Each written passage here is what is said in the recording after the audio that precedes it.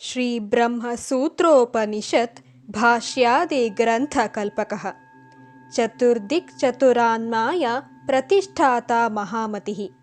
ಪ್ರಿಯ ಮಿತ್ರರಿಗೆ ಸ್ವಾಗತ.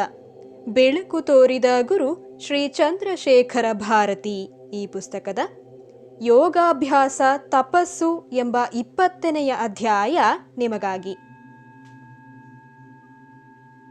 ಶೃಂಗೇರಿಯ ಪೀಠಾಧಿಪತಿಗಳಿಗೆ ಯಮನಿಯಮಾಸನ, ಪ್ರಾಣಾಯಾಮ, ಪ್ರತ್ಯಾಹಾರ, ಧ್ಯಾನ, ಧಾರಣ, ಸಮಾಧ್ಯಾಷ್ಟಾಂಗ, ಯೋಗಾನುಷ್ಠಾನ ನಿಷ್ಠ ಎಂಬ ಬಿರುದಾವಳಿ ಇದೆಯಷ್ಟೆ. ಈ ಯೋಗ ಮಾರ್ಗದಲ್ಲಿ ಶ್ರೀ ನೃಸಿಂಹ ಭಾರತೀಯವರು ಬಹಳ ಸಾಧನೆಯನ್ನು ಮಾಡಿದ್ದರು. ಶ್ರೀ ಚಂದ್ರಶೇಖರ ಭಾರತೀಯವರೂ ಸಹ ಈ ಯೋಗ ಮಾರ್ಗದಲ್ಲಿ ಸಾಧನೆ ನಡೆಸಿದ್ದರು. ಸನ್ಯಾಸ ನಂತರ ತಮ್ಮ ವೇದಾಂತ ವಿದ್ಯಾಭ್ಯಾಸ ಪೂರ್ಣವಾದ ಬಳಿಕ ಗುರುಗಳು ರಾಜಯೋಗದ ಕಠಿಣ ತಪಶ್ಚರ್ಯೆಯನ್ನು ಕೈಗೊಂಡಿದ್ದರು. ಸದಾಕಾಲವೂ ಪಾರಮಾರ್ಥಿಕ ವಸ್ತುವಿನತ್ತಲೇ ಅವರ ದೃಷ್ಟಿ ಇದ್ದುದರಿಂದ ಬಾಹ್ಯ ವ್ಯಾಪಾರಗಳಲ್ಲಿ ಅವರು ಅನಾಸಕ್ತರಾಗಿದ್ದರು. ಶ್ರೀ ನೃಸಿಂಹ ಭಾರತೀ ಸ್ವಾಮಿಗಳವರ ಅಧಿಷ್ಠಾನದಲ್ಲಿಯೂ ಶ್ರೀ ಶಾರದಾ ದೇವಾಲಯದಲ್ಲಿಯೂ ಕುಂಭಾಭಿಷೇಕಾದಿಗಳು ನಡೆದ ನಂತರ ಅವರ ತಪಶ್ಚರ್ಯೆ ಇನ್ನೂ ಕಠಿಣವಾಯಿತು. ಈ ಮಧ್ಯೆ ಭಕ್ತರಿಂದ ಅನೇಕ ಪ್ರಾರ್ಥನೆಗಳು ಬಂದುದರಿಂದ ಅವರು ಸಂಚಾರ ಕೈಗೊಳ್ಳಲೇಬೇಕಾಯಿತು. ತತ್ಪೂರ್ವದಲ್ಲಿಯೇ ಬಾಹ್ಯ ವ್ಯಾಪಾರಗಳಿಂದ ವಿಮುಖರಾಗಿದ್ದ ಗುರುಗಳ ಮನಸ್ಥಿತಿಯು ಜನವೂ ಪರಿಜನವೂ ಬುದ್ಧಿವಿಕಲ್ಪವೇನೋ ಎಂದು ಶಂಕಿಸಬಹುದಾದಷ್ಟು ಮಟ್ಟಿಗೆ ವಿಚಿತ್ರವಾಗಿತ್ತು. ಆದರೆ 3 ವರ್ಷಗಳ ಸಂಚಾರ ಕಾಲದಲ್ಲಿ ಅವರ ನಡೆ ನುಡಿಗಳೆಲ್ಲ ಸ್ವಾಭಾವಿಕವಾಗಿಯೇ ಇದ್ದವು.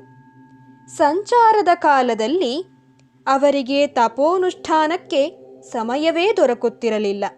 ಶೃಂಗೇರಿಗೆ ಹಿಂದಿರುಗಿದ ನಂತರ ತಾಯ ಮಡಿಲು ಸೇರಿದ ಮಗುವಿನಂತಾದ ಗುರುಗಳು ಸ್ವಚ್ಛಂದ ವಾತಾವರಣದಲ್ಲಿ ಮತ್ತೆ ಆತ್ಮಾರಾಮರಾದರು.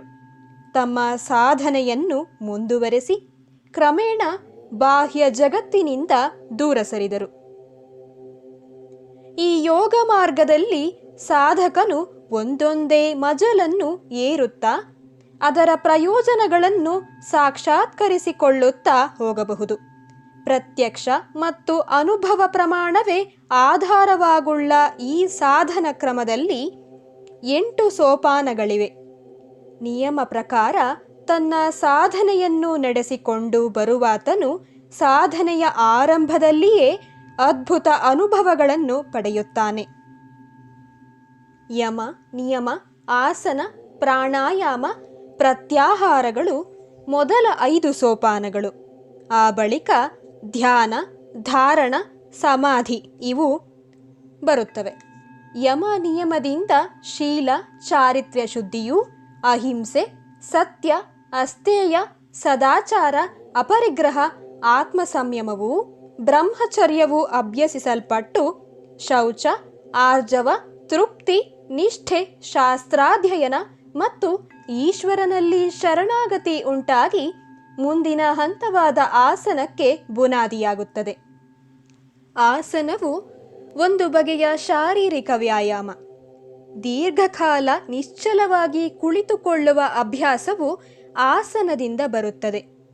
ಧ್ಯಾನಕ್ಕಾಗಿ ಎಷ್ಟು ಕಾಲ ಕುಳಿತರೂ ದೇಹದ ಯಾವ ಭಾಗಕ್ಕೂ ನೋವಾಗಲಿ ಹಿಂಸೆಯಾಗಲಿ ಆಗದಂತೆ ಇರುವ ಕ್ರಮವೇ ಆಸನ.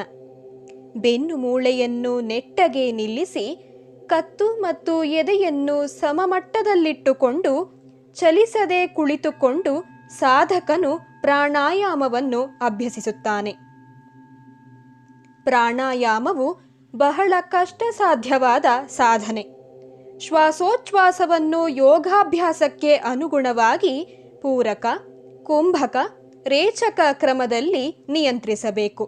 ಇದರಿಂದ ಅತಿ ಚಂಚಲವಾಗಿ ಓಡುತ್ತಿರುವ ಮನಸ್ಸು ಸ್ವಾಧೀನವಾಗುತ್ತಾ ಬಂದು ಕೊನೆಗೆ ಚಿತ್ತೈಕಾಗ್ರತೆ ದೊರಕುವುದು. ಪ್ರಾಣಾಯಾಮವು ಮುಂದಿನ ಹಂತವಾದ ಪ್ರತ್ಯಾಹಾರಕ್ಕೆ ಬುನಾದಿ. ಇದು ಸರ್ವೇಂದ್ರಿಯಗಳನ್ನು ಅಂತರಂಗದತ್ತ ತಿರುಗುವಂತೆ ಮಾಡುವುದು. ಮುಂದಿನ ಘಟ್ಟವೇ ಮನೋನಿಗ್ರಹ. ಚಕ್ಷು, ಶ್ರೋತ್ರ, ಘ್ರಾಣ, ಜಿಹ್ವೆ, ತ್ವಕ್ ಅಂದರೆ ಕಣ್ಣು, ಕಿವಿ, ಮೂಗು, ನಾಲಿಗೆ, ಚರ್ಮ ಎಂಬ ಪಂಚಜ್ಞಾನೇಂದ್ರಿಯಗಳ ಮೂಲಕ ಮನಸ್ಸಿಗೆ ಬಾಹ್ಯ ಜಗತ್ತಿನ ಸಂಬಂಧ ಉಂಟಾಗುವುದು. ಕಣ್ಣು ದೃಶ್ಯವನ್ನು ನೋಡುತ್ತದೆ, ಕಿವಿ ಶಬ್ದವನ್ನು ಕೇಳುತ್ತದೆ, ಚರ್ಮದಿಂದ ಸ್ಪರ್ಶಾನುಭವವಾಗುತ್ತದೆ, ಮೂಗು ವಾಸನೆಯನ್ನು ಗ್ರಹಿಸುತ್ತದೆ, ನಾಲಿಗೆಯು ರುಚಿಗೆ ವಶವಾಗುತ್ತದೆ. ಆಯಾ ಕ್ರಿಯೆಗಳನ್ನು ಆಯಾ ಇಂದ್ರಿಯಗಳು ಅನುಭವಿಸುವ ಶಕ್ತಿಯನ್ನು, ಎಂದರೆ ತಮ್ಮ ಅನುಭವಗಳನ್ನು ಮನಸ್ಸಿಗೆ ತಲುಪಿಸುವ ಶಕ್ತಿಯನ್ನು ಹೊಂದಿರುವುದರಿಂದ ಇವುಗಳಿಗೆ ಪಂಚಜ್ಞಾನೇಂದ್ರಿಯಗಳೆಂದು ಹೆಸರು. ಮನಸ್ಸಿನ ಆಜ್ಞೆಗಳು ವಾಕ್, ಪಾಣಿ, ಪಾದ, ಪಾಯು, ಉಪಸ್ಥ ಎಂಬ ಪಂಚಕರ್ಮೇಂದ್ರಿಯಗಳ ಮೂಲಕ ನಡೆಯುವುದು. ಯಾವುದಾದರೊಂದು ವಸ್ತುವನ್ನು ಕಣ್ಣು ನೋಡಿದಾಗ ಅದು ಅಲೆಗಳ ಮೂಲಕ ಮನಸ್ಸಿಗೆ ಸಾಗಿ ಮನಸ್ಸಿನಲ್ಲಿ ಅದರ ಚಿತ್ರ ಮೂಡುವುದು. ಮನಸ್ಸು ಕರ್ಮೇಂದ್ರಿಯಕ್ಕೆ ಆ ವಸ್ತುವನ್ನು ದೊರಕಿಸಿಕೊಳ್ಳಲು ಆಜ್ಞೆಯನ್ನು ನೀಡುತ್ತದೆ. ಇವೆಲ್ಲ ಕೇವಲ ಕೆಲವು ಕ್ಷಣಗಳಲ್ಲೇ ನಡೆಯುವುದು. ಇಂದ್ರಿಯ ವ್ಯಾಪಾರವೆಲ್ಲವೂ ಹೀಗೆಯೇ ನಡೆಯುತ್ತದೆ.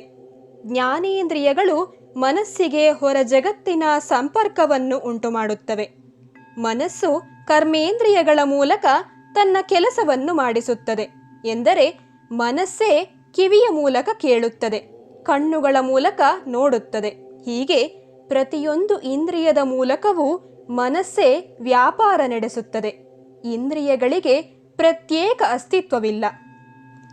ಎಲ್ಲಿಯವರೆಗೆ ಕಣ್ಣು ತೆರೆದಿರುತ್ತದೋ ಅಲ್ಲಿಯವರೆಗೆ ದೃಶ್ಯವೂ ಕಣ್ಣಿಗೆ ಬೀಳುತ್ತಿರುತ್ತದೆ. ಅಲೆಯಾಗಿ ಮನಸ್ಸನ್ನು ಮುಟ್ಟುತ್ತಾ ಚಿತ್ತ ಚಾಂಚಲ್ಯವನ್ನು ಹೆಚ್ಚಿಸುತ್ತದೆ. ಹೀಗೆಯೇ ಇತರ ಜ್ಞಾನೇಂದ್ರಿಯಗಳು ಮನಸ್ಸಿನ ಚಾಂಚಲ್ಯವನ್ನು ಹೆಚ್ಚಿಸಿ ಮನಸ್ಸು ಸತತವಾಗಿ ಕರ್ಮೇಂದ್ರಿಯಗಳ ಮೂಲಕ ಬಾಹ್ಯ ವ್ಯಾಪಾರದಲ್ಲಿಯೇ ತೊಡಗಿರುವಂತೆ ಮಾಡುತ್ತದೆ. ಈ ಜ್ಞಾನೇಂದ್ರಿಯಗಳನ್ನು ಬಾಹ್ಯ ವಸ್ತುಗಳ ಸಂಪರ್ಕದಿಂದ ಬಿಡಿಸುವುದೇ ಪ್ರತ್ಯಾಹಾರ. ಆಗ ಜ್ಞಾನೇಂದ್ರಿಯಗಳ ಬಹಿರ್ವ್ಯಾಪಾರ ನಿಂತು ಅವು ಅಂತರ್ಮುಖವಾಗುವವು. ಹಾಗೆಯೇ ಕರ್ಮೇಂದ್ರಿಯಗಳ ಚಟುವಟಿಕೆಯು ನಿಲ್ಲುವುದು. ಮನಸ್ಸಿನಲ್ಲಿ ಏಳುವ ಯೋಚನಾ ತರಂಗಗಳು ಕಡಿಮೆಯಾಗುತ್ತಾ ಬಂದು ಮನಸ್ಸು ಸಮಾಧಾನಕ್ಕೆ ಬರುವುದು. ಪ್ರತ್ಯಾಹಾರದಿಂದ ಮನಸ್ಸು ಸ್ಥಿಮಿತಕ್ಕೆ ಬಂದಂತೆಲ್ಲ ಇಂದ್ರಿಯ ಶಕ್ತಿಯು ಚುರುಕಾಗುವುದು. ಗ್ರಹಣ ಶಕ್ತಿ, ವಿಚಾರ ಶಕ್ತಿ, ಜ್ಞಾಪಕ ಶಕ್ತಿ ಇವೆಲ್ಲವೂ ಹೆಚ್ಚುತ್ತಾ ಹೋಗಿ ಮನಸ್ಸು ಬಲಯುತವೂ ಸೂಕ್ಷ್ಮವೂ ವ್ಯಾಪಕವೂ ಆಗುತ್ತದೆ. ಈ ಸ್ಥಿತಿಗೆ ಬರುವುದು ಸುಲಭವಲ್ಲ. ಹೊರ ಜಗತ್ತಿನ ವ್ಯಾಪಾರವನ್ನು ಪೂರ್ಣವಾಗಿ ಕಡಿದುಕೊಂಡು ಮನಸ್ಸನ್ನು ಒಳಮುಖವಾಗಿ ತಿರುಗಿಸುವುದು ಬಹಳ ಕಠಿಣ ಸಾಧನೆ. ಇದಕ್ಕೆ ಸತತವಾದ ದೃಢ ಪ್ರಯತ್ನವೂ ಸ್ಥಿರ ಸಂಕಲ್ಪವೂ ಬೇಕು. ಈ ಘಟ್ಟಕ್ಕೆ ತಲುಪಿದ ಸಾಧಕನು ತನಗೆ ಲಭಿಸಿರುವ ಶಕ್ತಿಗಳಿಂದ ಕೆಲವೊಮ್ಮೆ ದಿಗ್ಮೂಢನಾದರೂ ಮುಂದುವರಿಯುತ್ತಾನೆ. ಏಕೆಂದರೆ ಅವನ ಗುರಿ ಈ ಶಕ್ತಿಗಳನ್ನು ಗಳಿಸುವುದಕ್ಕಿಂತಲೂ ಹಿರಿದಾಗಿರುತ್ತದೆ. ಈ ಎಲ್ಲ ಶಕ್ತಿಗಳು ಅವನ ಅಭ್ಯುದಯಕ್ಕೆ ನೆರವಾಗುತ್ತವೆ. ಮನಸ್ಸು ಸ್ಥಿಮಿತಕ್ಕೆ ಬಂದ ನಂತರ ಧ್ಯಾನ, ಯಾವುದಾದರೂ ಸೂಕ್ಷ್ಮ ಅಥವಾ ಸ್ಥೂಲ ವಸ್ತುವನ್ನು ಕುರಿತು ಮನಸ್ಸನ್ನು ಧ್ಯಾನದಲ್ಲಿ ತೊಡಗಿಸಬೇಕು. ಪ್ರಾರಂಭದಲ್ಲಿ ಸಾಧಕನು ಸ್ಥೂಲ ವಸ್ತುವನ್ನು ಕುರಿತೇ ಧ್ಯಾನ ಮಾಡುತ್ತಾನೆ. ಮನಸ್ಸಿನಲ್ಲಿ ಯಾವುದಾದರೂ ಸ್ಥೂಲ ವಸ್ತುವನ್ನು ಕುರಿತು ಆಲೋಚಿಸುತ್ತಾನೆ. ಮನಸ್ಸು ಚಂಚಲವಾದುದರಿಂದ ಎಷ್ಟೇ ಕಷ್ಟಪಟ್ಟರೂ ಸಹ ಧ್ಯಾನ ತಂತುವು ಕಡಿದು ಹೋಗುತ್ತದೆ. ಆದರೆ ಮರಳಿ ಮರಳಿ ಪ್ರಯತ್ನಿಸುವುದರ ಮೂಲಕ ಸಾಧಕನು ಮನಸ್ಸನ್ನು ಆ ವಸ್ತುವಿನತ್ತ ಕೊಂಡೊಯ್ಯುತ್ತಾನೆ. ಹತ್ತಿಯಿಂದ ನೂಲು ತೆಗೆಯುವಾಗ ಅಭ್ಯಾಸವಿಲ್ಲದವನಿಗೆ ಪದೇ ಪದೇ ನೂಲು ಕಡಿದು ಹೋಗುತ್ತದೆ, ಗೋಜಲವಾಗುತ್ತದೆ, ಗಂಟುಗಳಾಗುತ್ತದೆ. ಒಮ್ಮೊಮ್ಮೆ ತೆಗೆದ ನೂಲು ತಕಲಿಗೆ ಸುತ್ತಿಕೊಂಡು ಬಿಡುತ್ತದೆ. ಆದರೆ ಅಭ್ಯಾಸವಾದಂತೆಲ್ಲ ಈ ತೊಂದರೆಗಳು ಕಡಿಮೆಯಾಗಿ ಹತ್ತಿಯಿಂದ ನಯವಾದ ತೆಳುವಾದ ನೂಲು ತೆಗೆಯಬಹುದು. ಹಾಗೆಯೇ ಯೋಗ ಮಾರ್ಗದ ಅಭ್ಯಾಸಿಗೂ ಆರಂಭದಲ್ಲಿ ಮನಸ್ಸು ಎಷ್ಟೇ ಪ್ರಲೋಭನೆಗಳಿಗೆ ಒಳಗಾದರೂ ಮತ್ತೆ ಮತ್ತೆ ಪ್ರಯತ್ನ ಮಾಡುವುದರಿಂದ ಕ್ರಮೇಣ ಮನಸ್ಸು ಧ್ಯಾನ ವಸ್ತುವಿನಲ್ಲಿ ನಿಲ್ಲಲು ಸಮರ್ಥವಾಗುತ್ತದೆ. ಹೀಗೆ ಇತರ ವಸ್ತುಗಳತ್ತ ಧಾವಿಸುತ್ತಿರುವ ಮನಸ್ಸನ್ನು ಧ್ಯಾನ ವಸ್ತುವಿನತ್ತ ಕೊಂಡೊಯ್ದು ನಿಲ್ಲಿಸುವುದೇ ಧಾರಣ. ಧಾರಣವು ಧ್ಯಾನದ ಮುಂದುವರೆದ ಸ್ಥಿತಿ. ಮನಸ್ಸನ್ನು ಒಂದು ವಿಷಯದಲ್ಲಿ ಕೇಂದ್ರೀಕರಿಸಲು ಧಾರಣ ಸಹಾಯ ಮಾಡುತ್ತದೆ. ಧ್ಯಾನವು ಏಕಾಗ್ರತೆಯಿಂದ ನಡೆದರೆ ಮುಂದೆ ಒದಗುವ ಸ್ಥಿತಿಯೇ ಸಮಾಧಿ. ಸಮಾಧಿ ಎಂದರೆ ಸರ್ವೋತ್ತಮವಾದ ಧ್ಯಾನ. ಸಮಾಧಿಯಲ್ಲಿ ಮನಸ್ಸು ಧ್ಯಾನ ವಸ್ತುವಿನಲ್ಲೇ ಲೀನವಾಗುತ್ತದೆ. ಸುಷುಪ್ತಿಯಲ್ಲಿರುವಂತೆ ಸಮಾಧಿಯಲ್ಲಿರುವ ಸಾಧಕನಿಗೆ ಯಾವ ವಿಷಯದ ಅರಿವೂ ಇರುವುದಿಲ್ಲ. ಯಾವ ವಸ್ತುವನ್ನು ಕುರಿತು ಸಾಧಕನು ಧ್ಯಾನ ಮಾಡುತ್ತಿದ್ದನೋ ಆ ವಸ್ತುವು ಸಹ ಮರೆಯಾಗುವುದು. ಸಮಾಧಿಯಿಂದ ಮನಸ್ಸು ಹಿಂದಿರುಗಿದಾಗ ತಾನು ಧ್ಯಾನ ಮಾಡುತ್ತಿದ್ದ ವಸ್ತುವಿನ ನಿಜ ಸ್ವಭಾವವು ಪೂರ್ಣವಾಗಿ ಹೊಳೆದು ಮನಸ್ಸನ್ನೆಲ್ಲ ತುಂಬಿಕೊಳ್ಳುತ್ತದೆ. ಸಂಪೂರ್ಣವಾಗಿ ತಾನು ಧ್ಯಾನಿಸುತ್ತಿದ್ದ ವಸ್ತುವಿನ ನಿಜ ಜ್ಞಾನ ಉಂಟಾಗುತ್ತದೆ. ಪ್ರಕೃತಿಯಲ್ಲಿರುವ ಯಾವುದೇ ವಸ್ತುವನ್ನು ಧ್ಯಾನ ವಿಷಯವನ್ನಾಗಿಸಿಕೊಂಡು ಸಮಾಧಿಸ್ಥನಾಗುವವರೆಗೂ ಧ್ಯಾನ ಮಾಡಿದರೆ ಆ ವಸ್ತುವಿನ ಸಂಪೂರ್ಣ ಜ್ಞಾನ ಉಂಟಾಗುವುದು. ಈ ರೀತಿಯಲ್ಲಿಯೇ ಅನೇಕ ಯೋಗಿಗಳು ಪಂಚಭೂತಾತ್ಮಕವಾದ ಬಾಹ್ಯ ಪ್ರಕೃತಿಯನ್ನು ವಶಪಡಿಸಿಕೊಳ್ಳುವರು. ಯತಿರಾಜ ಶ್ರೀ ಚಂದ್ರಶೇಖರ ಭಾರತೀಯವರು ತಮ್ಮ ಗುರುವರ್ಯರಂತೆಯೇ ಇದೇ ರೀತಿಯ ಸಾಧನೆ ಮಾಡಿದ್ದ ಸಿದ್ಧಪುರುಷರು. ಅವರಿಗೆ ಎಲ್ಲೆಲ್ಲಿ ಏನೇನು ನಡೆಯುತ್ತಿದೆ ಎಂಬುದರ ಅರಿವಾಗುತ್ತಿತ್ತು. ಯಾರ ಯಾರ ಮನಸ್ಸಿನಲ್ಲಿ ಎಂತೆಂತಹ ಆಲೋಚನೆಗಳಿವೆ, ಯಾರು ಯಾವ ತೊಂದರೆಯಲ್ಲಿ ಸಿಲುಕಿದ್ದಾರೆ, ಯಾರು ಯಾವ ಚಿಂತೆ ವ್ಯಸನಗಳಲ್ಲಿ ಮುಳುಗಿದ್ದಾರೆ, ತಮ್ಮಲ್ಲಿಗೆ ಬರುವವರಲ್ಲಿ ಯಾರು ಪ್ರಾಮಾಣಿಕರು, ಯಾರು ಕಪಟಿಗಳು, ಯಾರು ನಿಜವಾದ ತಿಳಿವಿಗಾಗಿ ಬರುತ್ತಾರೆ, ತೋರಿಕೆಗಾಗಿ ಬರುವವರಾರು ಎಂಬುದೆಲ್ಲವೂ ತಿಳಿದು ಬಿಡುತ್ತಿತ್ತು.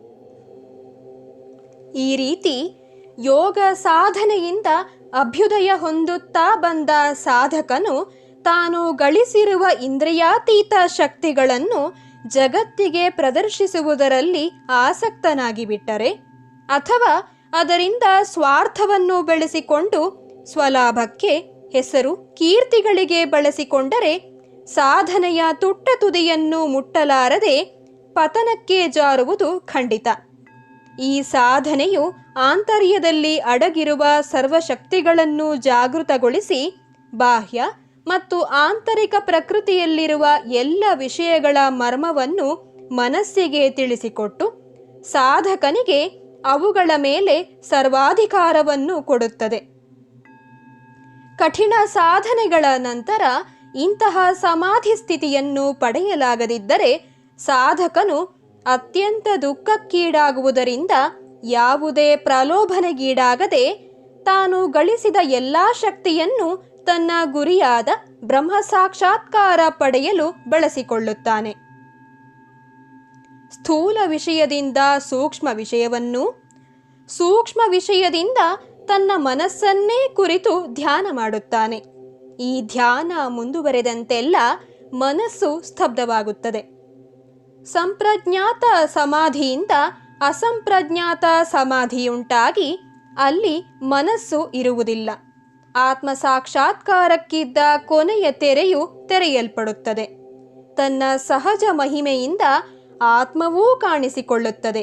ಸಾಧಕನು ತನ್ನ ಅಸ್ತಿತ್ವದ ಕೇಂದ್ರವನ್ನು ಮುಟ್ಟಲು ಬ್ರಹ್ಮ ಸಾಕ್ಷಾತ್ಕಾರವಾಗುತ್ತದೆ. ಹೀಗೆ ಬ್ರಹ್ಮ ಸಾಕ್ಷಾತ್ಕಾರವನ್ನು ಪಡೆದ ಯೋಗಿಯ ಮನಸ್ಸು ಸಾಮಾನ್ಯ ಪ್ರಪಂಚದತ್ತ ತಿರುಗಿದರೆ ಪೂರ್ಣ ಪ್ರಜ್ಞನಾದ ಅವನಿಗೆ ಎಲ್ಲೆಲ್ಲಿಯೂ ದಿವ್ಯವೇ ಬ್ರಹ್ಮವೇ ತೋರುವುದು. ಇಂತಹ ಸ್ಥಿತಿಯನ್ನು ಮುಟ್ಟಿದಾತನಿಗೆ ರಾಗ ದ್ವೇಷಗಳಾಗಲಿ ಆಸೆ ಆಕಾಂಕ್ಷೆಗಳಾಗಲಿ ಇರುವುದಿಲ್ಲ.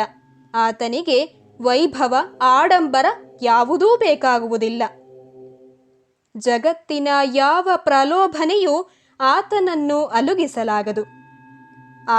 ಆತನಿಂದ ಜಗತ್ತಿಗೆ ಶಾಂತಿ, ದಯೆ, ಕಾರುಣ್ಯ, ಪ್ರೇಮ ಮತ್ತು ಬೆಳಕು ಲಭಿಸುತ್ತದೆ. ಆಚಾರ್ಯ ಶ್ರೀ ಚಂದ್ರಶೇಖರ ಭಾರತೀಯವರು ಯೋಗ ಮಾರ್ಗದ ತುತ್ತ ತುದಿಯಲ್ಲಿದ್ದು ಆತ್ಮ ಸಾಕ್ಷಾತ್ಕಾರ ಮಾಡಿಕೊಂಡಿದ್ದ ಮಹಾಪುರುಷರು. ಯಮನಿಯಮಾಸನ, ಪ್ರಾಣಾಯಾಮ, ಪ್ರತ್ಯಾಹಾರ, ಧ್ಯಾನ, ಧಾರಣ, ಸಮಾಧ್ಯಷ್ಟಾಂಗ ಯೋಗಾನುಷ್ಠಾನ ನಿಷ್ಠ ಎಂಬ ಬಿರುದನ್ನು ಸಾರ್ಥಕಪಡಿಸಿಕೊಂಡಿದ್ದವರು.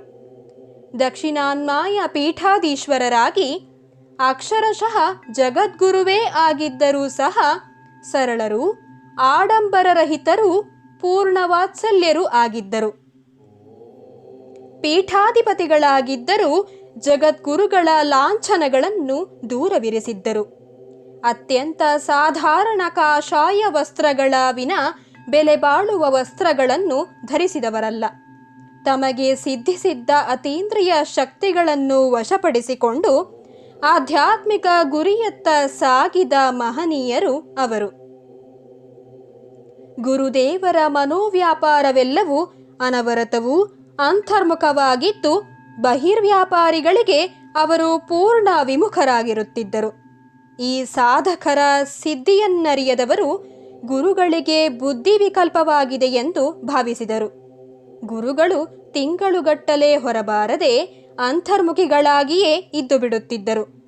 ಇಂತಹ ಸಮಯದಲ್ಲಿ ಅವರ ಸಮೀಪ ಹೋದವರಿಗೆ ಅವರ ಚರ್ಯೆ ವಿಪರೀತವಾಗಿ ಕಂಡಿದ್ದು ಆ ವಿಭೂತಿ ಪುರುಷರ ದಿವ್ಯ ಸ್ಥಿತಿಯು ಅರ್ಥವಾಗದೆ ಅದನ್ನು ಬುದ್ಧಿಭ್ರಮಣೆ, ಹುಚ್ಚು ಎಂದು ಅವರು ಭಾವಿಸಿದ್ದಿರಬಹುದು. ಕಾಲಾವಕಾಶ, ಏಕಾಂತತೆ, ಸ್ಥಳ ನೈರ್ಮಲ್ಯ ಮುಂತಾದವುಗಳೆಲ್ಲ ಆ ಸಾಧನೆಗೆ ಅತ್ಯವಶ್ಯಕವಾಗಿದ್ದುದರಿಂದ ಗುರುಗಳು ತಮ್ಮ ನಿಶ್ಚಿತ ಗುರಿಯನ್ನು ತಲುಪುವುದಕ್ಕೆ ಯಾವ ವಿಘ್ನಗಳೂ ಬಾರದಂತೆ ತಮ್ಮ ಸಮೀಪಕ್ಕೆ ಯಾರನ್ನೂ ಸೇರಿಸುತ್ತಿರಲಿಲ್ಲ. ಈ ಸಾಧನೆಯ ವಿನ ಬೇರೇನನ್ನೂ ಮಾಡುತ್ತಿರಲಿಲ್ಲ. ನಿಶ್ಚಿತ ಗುರಿ ಮುಟ್ಟಿದ ಬಳಿಕ ಮನಸ್ಸು ಹೊರ ಜಗತ್ತಿಗೆ ಬರಬೇಕಾದರೆ ಅನೇಕ ದಿನಗಳೇ ಬೇಕಾಗುತ್ತಿದ್ದವು. ಸಂಗೀತ ಸುಧೆಯನ್ನು ಸವಿಯುವಾಗ, ಯಾವುದಾದರೂ ಗ್ರಂಥದ ಸ್ವಾರಸ್ಯ ಭಾಗದಲ್ಲಿ ತಲ್ಲೀನರಾಗಿದ್ದಾಗ, ಯಾವುದಾದರೂ ಆಲೋಚನೆಯಲ್ಲಿ ಮಗ್ನರಾಗಿದ್ದಾಗ, ನಮ್ಮೆದುರು ಯಾರಾದರೂ ಸುಳಿದು ಹೋದರೆ, ನಮ್ಮನ್ನು ಯಾರಾದರೂ ಕರೆದರೆ, ಮಾತನಾಡಿಸಿದರೆ ನಮಗೆ ತಿಳಿಯುವುದೇ ಇಲ್ಲ. ಮನಸ್ಸು ಅಷ್ಟು ಗಾಢವಾಗಿ ತಲ್ಲೀನವಾಗಿರುತ್ತದೆ. ಸಾಧಾರಣರಾದ ನಮ್ಮ ಅನುಭವವೇ ಹೀಗಿರುವಾಗ ಬ್ರಹ್ಮಾನಂದದಲ್ಲಿರುವವರ ಸ್ಥಿತಿ ಎಂತಹುದಿರಬೇಕು? ಅದನ್ನು ಅಳೆಯಲು ನಮ್ಮಿಂದ ಸಾಧ್ಯವೇ? ಈ ಸಮಾಧಿಯ ಸಂದರ್ಭದಲ್ಲಿ ಅವರ ಪರಿಜನರಿಗೆ ಗುರುಗಳ ಬಾಹ್ಯಾಚರಣೆ, ಮಾತು, ನಡವಳಿಕೆಗಳು ವಿಚಿತ್ರವಾಗಿ ತೋರುತ್ತಿದ್ದವು. ಸಮಾಧಿ ಸ್ಥಿತಿಯಿಂದ ಬಹಿರ್ಮುಖರಾದ ಬಳಿಕ ಆಚಾರ್ಯಪಾದರು ಕ್ರಮ ಪ್ರಕಾರ ಸ್ನಾನ, ಜಪ, ಪೂಜಾನುಷ್ಠಾನಗಳನ್ನು ನಡೆಸುತ್ತಿದ್ದರು. ಗುರುದೇವರು ತಮ್ಮ ಕೊಠಡಿಯಲ್ಲಿ ಧ್ಯಾನಮಗ್ನರಾಗಿರುತ್ತಿದ್ದಾಗ ಅವರಿಗೆ ವಿಘ್ನವಾಗದಂತೆ ಪರಿಜನರು ಅವರ ಕೊಠಡಿಯನ್ನು ಸದ್ದಿಲ್ಲದೆ ಪ್ರವೇಶಿಸಿ ಅವರ ದೈನಂದಿನ ಅವಶ್ಯಕತೆಗಳೇನೆಂದು ಅರಿತುಕೊಂಡು ಸ್ನಾನಕ್ಕೆ ನೀರಿನಿಂದ ಹಿಡಿದು ಪೂಜಾ ದ್ರವ್ಯ, ಆಹಾರ, ಪಾನೀಯಗಳನ್ನು ಸಿದ್ಧಪಡಿಸುತ್ತಿದ್ದರು. ಗುರುಗಳು ಬಹಿರ್ಮುಖರಾದಾಗ ಅವರ ದೃಷ್ಟಿ ಅವುಗಳ ಮೇಲೆ ಬಿದ್ದರೆ ಬಿತ್ತು, ಇಲ್ಲವಾದರೆ ಇಲ್ಲ. ಗುರುಗಳು ಅನೇಕ ದಿನಗಳ ಕಾಲ ಬಹಿರ್ಮುಖರಾಗದೆ ಧ್ಯಾನಮಗ್ನರಾಗಿಯೇ ಇದ್ದು ಬಿಡುತ್ತಿದ್ದರು. ಅವರಿಗಾಗಿ ತಂದಿಟ್ಟ ಆಹಾರ ಪದಾರ್ಥಗಳು ಅಲ್ಲಿಯೇ ಹಳಸುತ್ತಿದ್ದುದನ್ನು ಕಂಡ ಪರಿಜನರು ನಿಶ್ಶಬ್ದವಾಗಿ ಅವನ್ನು ತೆಗೆದುಹಾಕಿ ಸ್ಥಳವನ್ನು ಸ್ವಚ್ಛ ಮಾಡುತ್ತಿದ್ದರು.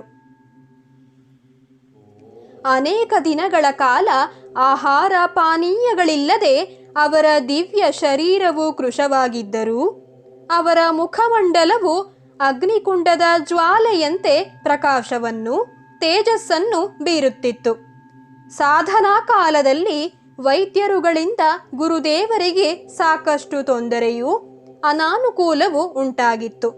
ಗುರುಗಳು ಸಾಧನೆಯನ್ನು ತೀವ್ರಗೊಳಿಸಿ ಹಸಿವು ನಿದ್ರೆಗಳನ್ನು ಗೆಲ್ಲುವ ಮಜಲಿನಲ್ಲಿದ್ದಾಗ ಈ ಆಧ್ಯಾತ್ಮಿಕ ಸಾಧನೆಯ ಆಂತರ್ಯವನ್ನು ಅರಿಯದ ವೈದ್ಯರು ಇದೊಂದು ವಿಧವಾದ ಶಾರೀರಿಕ ವ್ಯಾಧಿಯೋ ಮನೋರೋಗವೋ ಇರಬಹುದೆಂದು ಭಾವಿಸಿ ಅದರ ನಿವಾರಣೆಗಾಗಿ ಅತಿ ಶ್ರದ್ಧೆಯನ್ನು ವಹಿಸಿಬಿಟ್ಟಿದ್ದರು.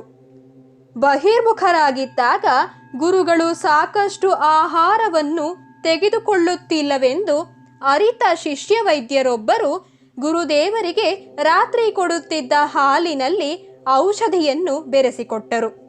ಮರುದಿನ ಗುರುಗಳಿಗೆ ಸ್ವಲ್ಪ ಹೆಚ್ಚಾಗಿಯೇ ಹಸಿವೆಯಾಗಿದೆ ಎನ್ನಿಸಿತು. ಅವರು ವೈದ್ಯರಿಗೆ ಹೇಳಿ ಕಳಿಸಿ ಅವರಿಂದ ವಿಷಯವನ್ನರಿತು, ನಾನು ಹಸಿವು ಬಾಯಾರಿಕೆಯನ್ನು ಗೆಲ್ಲುವ ಪ್ರಯತ್ನದಲ್ಲಿದ್ದಾಗ ನೀವು ಹಸಿವು ಹೆಚ್ಚಾಗುವಂತೆ ಔಷಧಿ ಕೊಟ್ಟಿದ್ದೀರಿ. ಇನ್ನು ಮುಂದೆ ಹೀಗೆ ಮಾಡಬೇಡಿ ಎಂದು ಮೃದುವಾಗಿಯೇ ಎಚ್ಚರಿಸಿದರು. ಮತ್ತೊಂದು ಸಂದರ್ಭದಲ್ಲಿ ಗುರುಗಳು ಸಾಕಷ್ಟು ನಿದ್ರಿಸದಿರುವುದರಿಂದ ಅವರಿಗೆ ಆಲಸ್ಯ ಉಂಟಾಗಿದೆ ಎಂದು ಭಾವಿಸಿದ ವೈದ್ಯರೊಬ್ಬರು ನಿದ್ರೆ ಬರುವಂತಹ ಮಾತ್ರೆಯನ್ನು ಹಾಲಿನಲ್ಲಿ ಬೆರೆಸಿ ಗುರುಗಳಿಗೆ ಕೊಟ್ಟುಬಿಟ್ಟರು. ಔಷಧಿ ತನ್ನ ಕೆಲಸ ಮಾಡಿತು. ಮರುದಿನ ಎಚ್ಚರವಾದಾಗ ಗುರುಗಳಿಗೆ ವೈದ್ಯರು ಮಾಡಿದ ಕೆಲಸವೇನೆಂದು ಅರ್ಥವಾಯಿತು. ವೈದ್ಯರಿಗೆ ಹೇಳಿ ಕಳಿಸಿದರು. ವೈದ್ಯರು ಬಂದು ನಮ್ರರಾಗಿ ನಿಂತಾಗ ಕೊಟ್ಟ ಔಷಧಿ ಎಂತಹುದೆಂದು ಕೇಳಿ ಸ್ವಾಭಾವಿಕವಾದ ವಿಸ್ಮರಣೆಯೇ ಸಾಲದೆಂದು ಹೆಚ್ಚಿನ ನಿದ್ದೆಗಾಗಿ ಔಷಧಿ ಕೊಡುವುದೇ? ಇನ್ನು ಮುಂದೆ ಹಾಗೆಲ್ಲ ಮಾಡಬೇಡಿ. ನಿದ್ದೆಯನ್ನು ಗೆಲ್ಲಬೇಕೆಂಬ ನಮ್ಮ ಪ್ರಯತ್ನಕ್ಕೆ ಅಡ್ಡಿ ತರಬೇಡಿ ಎಂದು ಎಚ್ಚರಿಸಿದರು. ವೈದ್ಯರು ತಲೆ ತಗ್ಗಿಸಿ ಕ್ಷಮೆ ಕೋರಿದರು. ಲೋಕದ ಅಳತೆಗೋಲಿನಿಂದ ನೋಡುವ ಜನಕ್ಕೆ ಇವೆಲ್ಲ ಅರ್ಥವಾಗುತ್ತದೆಯೇ? ಮುಂದಿನ ಅಧ್ಯಾಯದೊಂದಿಗೆ ಮತ್ತೆ ಭೇಟಿಯಾಗೋಣ. ಧನ್ಯವಾದಗಳು.